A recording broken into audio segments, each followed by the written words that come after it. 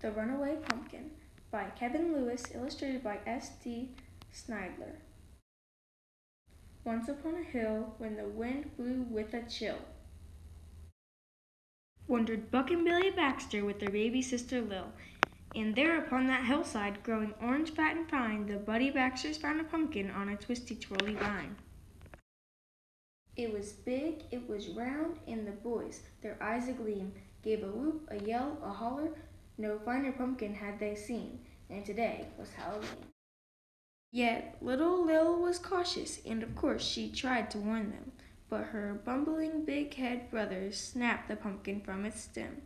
And as she watched them roll it, at first real slow, but then much faster, little Lil looked down the hill, and she foresaw a disaster.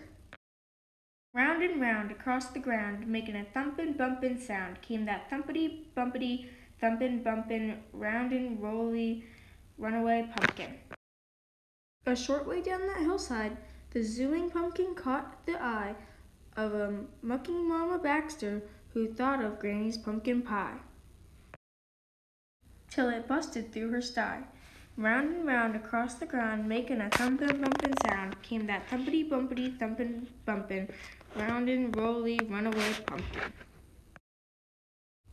A bit farther down the hillside, just beyond the chicken coop, Grandpa Baxter saw that pumpkin and thought of Granny's chicken soup.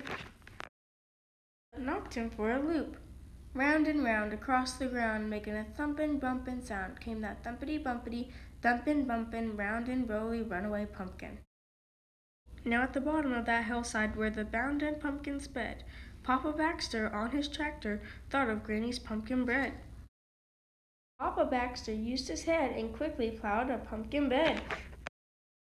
So at the bottom of the hillside, fat and round upon the ground, the thumpin' bumpin' pumpkin plopped, and didn't make another sound. And as pigs and hens and Baxters gathered round where Papa had plowed a little Lil, she gathered Granny and pulled her through the waiting crowd. Buck and Billy looked really proud. Thumpity bumpity thumpin' bumpin' straight into the kitchen went that pumpkin, and soon after came the smell of dear old Granny's cooking something. And he stirred and stewed and baked until the bright full moon rose up, and all those hungry Baxters sat themselves right down to soup. And at the center of the table, among the soup and bread and pie, sat a grinning jack-o'-lantern with a twinkle in its eye.